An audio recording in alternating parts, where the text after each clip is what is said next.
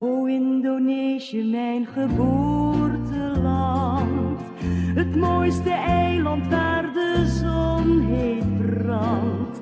Het zoete fruit, de rijpe durian, muziek en zachte gamelan. Het warme land waar ik zoveel van hou. Ik zing dit lied zo graag alleen voor jou. Ya, yang kalian saksikan tadi merupakan situasi atau keadaan yang ada di kota Batavia yang akan teringkas atau dibahas di buku ini yang berjudul The Social World of Batavia.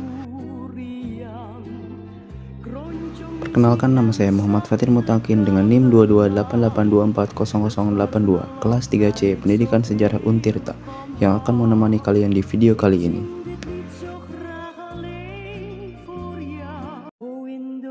Buku yang direview pada video kali ini berjudul The Social World of Batavia pada bab kedua dan juga bab ketiga, karya Jan Gilman Taylor.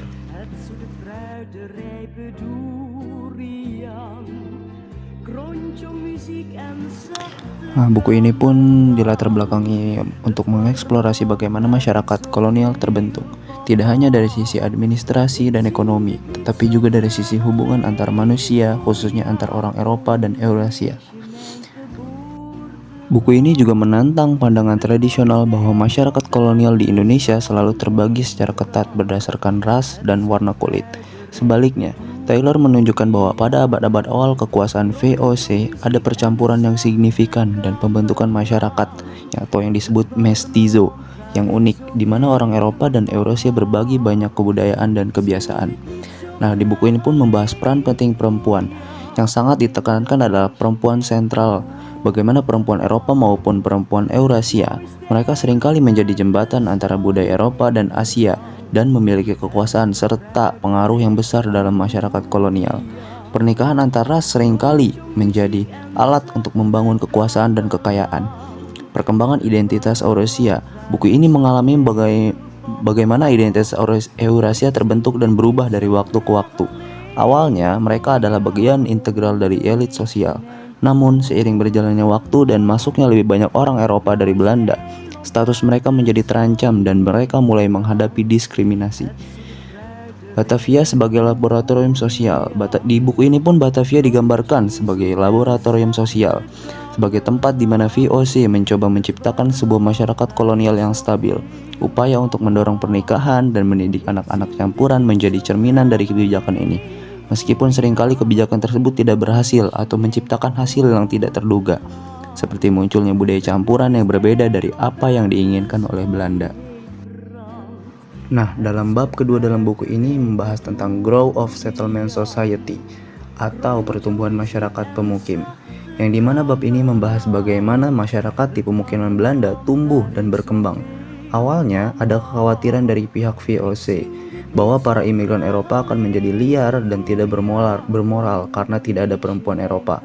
Akibatnya mereka memutuskan untuk mengizinkan dan bahkan mendorong perkawinan antara laki-laki Eropa dan perempuan Asia sebagai cara untuk menstabilkan masyarakat.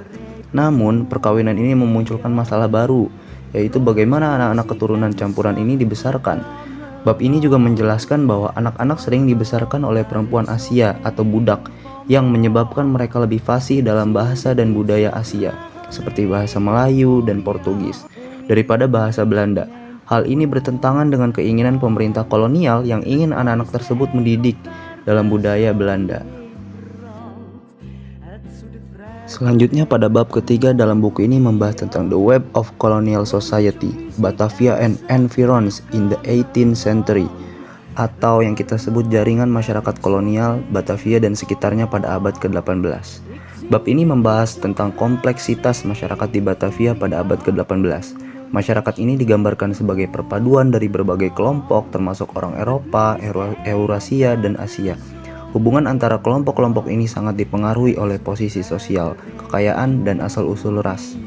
Perkawinan dan hubungan antar ras merupakan tema sentral. Terdapat contoh keluarga-keluarga kaya dan berkuasa yang membangun jaringan klan melalui perkawinan strategis antara perempuan Eurasia dan laki-laki Eropa yang baru datang. Ini menciptakan sebuah elit lokal yang kuat, yang seringkali menentang aturan dari pihak VOC di Belanda. Meskipun demikian, terdapat ketegangan. Perbedaan antara pribumi dan Eropa semakin dipertegas seiring berjalannya waktu, dan para pendatang baru dari Eropa cenderung memandang rendah budaya Indis atau budaya campuran yang telah berkembang di Batavia. Di sini saya mendapatkan beberapa poin untuk menganalisis secara kritis pada buku ini. Pada poin pertama merupakan penggunaan sumber sejarah. Pada poin ini memunculkan beberapa pertanyaan. Yang pertama yaitu apakah penulis sendiri atau Jean Gelman Taylor menggunakan dokumen resmi VOC atau juga menggunakan memori pribadi seperti surat atau catatan perjalanan untuk mendapatkan gambaran yang lebih seimbang. Yang poin kedua merupakan pada bab kedua dan ketiga. Pada buku ini terdapat argumen masyarakat mestizo. Di situ argumen yang kuat tentang adanya masyarakat mestizo yang unik. Nah, di sini memunculkan beberapa pertanyaan juga, seperti apakah penulis sendiri atau Taylor terlalu mengeneralisasi? Apakah masyarakat ini benar-benar mewakili sebagian besar penduduk atau hanya elit kecil? Apakah interaksi yang dia gambarkan benar-benar setara atau masih ada hierarki kekuasaan yang tidak dibahas? Nah, adapun poin-poin ketiga yang seperti peran gender dan ras. Dalam buku ini juga menekankan peran sentral perempuan Eurasia dalam mempertahankan kekayaan dan kekuasaan. Lanjut di poin selanjutnya merupakan pergeseran sosial yang terdapat pada bab ketiga. Di sini membahas tentang pergeseran dari masyarakat mestizo yang cair menuju struktur sosial yang lebih kaku dan terpisah. Di sini memunculkan pertanyaan juga, apa penyebab utama dari pergeseran ini? Apakah itu murni karena meningkatnya jumlah pendatang Eropa yang rasis, atau apakah ada faktor ekonomi dan politik lain yang mempengaruhi? Nah, di sini saya mendapatkan beberapa refleksi untuk saya pribadi mengenai pembahasan dalam video ini, yang dimana saya mempunyai beberapa kesalahan dalam mereview buku ini, seperti kurang lengkapnya penjelasan, seperti kurang memberikan informasi yang lebih lengkap, dan lain-lain.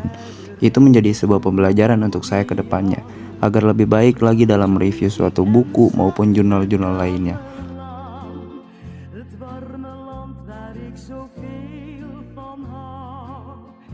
Di sini saya mendapatkan kesimpulan dari bab kedua dan juga bab ketiga.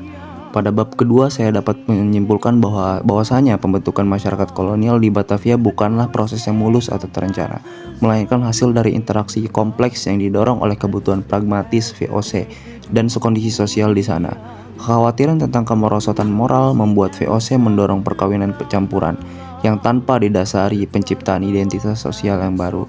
Anak-anak yang lahir dari perkawinan ini dibesarkan dalam budaya mestizo yang unik, memadukan tradisi Eropa dan Asia. Hal ini menunjukkan bahwa masyarakat awal Batavia lebih cair dan inklusif daripada yang sering digambarkan, di mana posisi sosial dan kekuasaan seringkali didapatkan melalui jalur kekeluarga dan status, bukan hanya berdasarkan ras. Dan yang kedua, saya mendapatkan kesimpulan dari bab yang ketiga, yang dimana saya menyimpulkan bahwasanya pada abad ke-18 masyarakat Batavia telah berkembang menjadi sebuah entitas yang sangat kompleks dan berjejaring. Melalui perkawinan strategis, keluarga-keluarga Eurasia yang kaya dan berkuasa berhasil membentuk sebuah elit lokal yang kuat, seringkali menyaingi otoritas VOC. Namun, seiring berjalannya waktu, perpecahan mulai muncul. Masuknya lebih banyak orang Eropa dari Belanda membawa pandangan yang lebih kaku dan hierarkis tentang ras. Ini menandai awal keruntuhan masyarakat mestizo dan pergeseran menuju sistem sosial yang lebih terpisah dan diskriminatif, di mana identitas ras Eropa menjadi lebih penting daripada status dan kekayaan. Mungkin segitu saja kesimpulan atau review buku yang dapat saya sampaikan pada video ini. Mungkin kurang lebihnya mohon maaf, apabila ada kekurangan mohon disampaikan di komentar. Terima kasih guys, sampai jumpa di video selanjutnya. Bye bye. Seperti apa yang dikatakan oleh Bung Karno, jas merah, jangan sesekali melupakan sejarah. Maka dari itu saya mengajak semua penonton yang menonton video ini untuk belajar dan hargai sejarah.